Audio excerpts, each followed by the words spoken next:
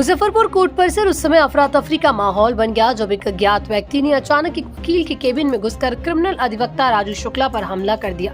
हमले में अधिवक्ता राजू शुक्ला गंभीर रूप से घायल हो गए। उनके सिर में गहरी चोटें आई हैं। घटना के तुरंत बाद उन्हें कोर्ट परिसर स्थित स्वास्थ्य केंद्र में भर्ती कराया गया, जहाँ उनका इलाज जारी है।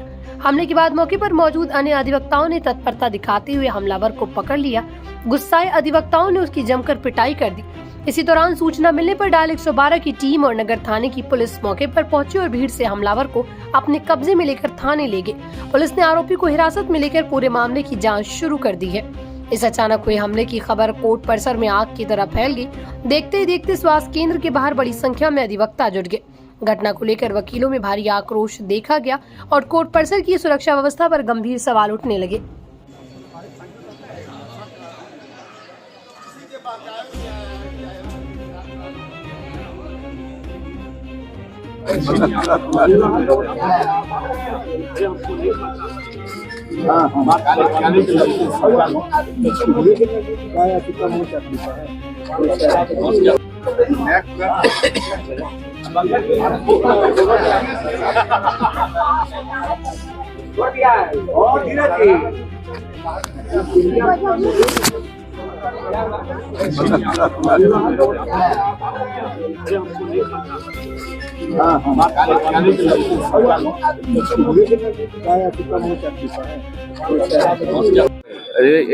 मेरे चैम्बर हम धूप बाहर सेक रहे थे। एक चैम्बर में एक आदमी, अनजान आदमी घुसा है हमारे।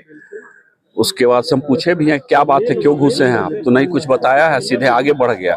सदन सर के चैम्बर तक वो गया है और सदन सर के चैम्बर के पास जाके फिर टर्न हुआ है। तो हम पूछे कि आपसे हम पूछते रह गए, नहीं बताया क्या बात था। किसी अनजान आदमी का एक चैम्बर में चले आइएगा, कुछ बताइएगा। अरे हमको तुम नहीं पहचानता है। हम कि नहीं भाई, हम आपको जानते ही नहीं है। इसी प्रकार के हमारा कागज पकड़ के हमको दुनिया पहचानता है, तुम नहीं पहचानो। कागज पकड़ के अब क्या हाथ में था, नहीं है, किसी चीज से मारा है तो इस पर फट गया है। कुछ नहीं, उसको हम पहचानते भी नहीं है। सीधे अब कौन है क्या है? प्रशासन को सूचना दी गई नहीं? प्रशासन को सूचना हम तो चले आए, अस्पताल में लोग ले आए हैं हमारे कलीग लोग। अब प्रशासन को सूचना मिली है कि नहीं मिली है पता नहीं है। क्या नाम हो गया? मेरा नाम राजू शुक्ला है। ये बहुत ही दुर्भाग्यपूर्ण है और इस पर प्रशासन को संज्ञान लेना चाहिए। जब एक वकील सुरक्षित नहीं है, उसके चैम्बर में आकर के इस तरह का घटना, जिसको कोई जानता पहचानता नहीं है, या घुसे और मारपीट करे, तो कंप्लीट प्रशासन का फेल्योर है। प्रशासन को इस पर सख्त कार्रवाई करना चाहिए और ऐसा व्यवस्था करना चाहिए ताकि यहाँ वकील या किसी के भी ऊपर कोई इस तरह का हमला नहीं हो सके। और नहीं तो फिर अधिवक्ताओं का एसोसिएशन हम लोग का जो है वह कार्रवाई करने पर मजबूर हो। मैं अपने कक्ष में बैठ के काम कर रहा था। इसी बीच में एक क्लाइंट आए और कहा कि आप यहाँ बैठे हुए हैं, राजू बाबू को मार रहा है।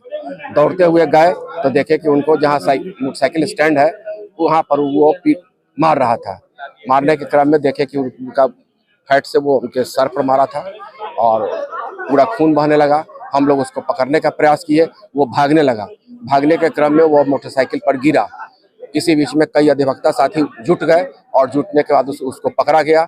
इसी बीच में पुलिस वाले भी आ गए, 2 पुलिस वाले आए जिनको सुपुर्द उसको कर दिया गया।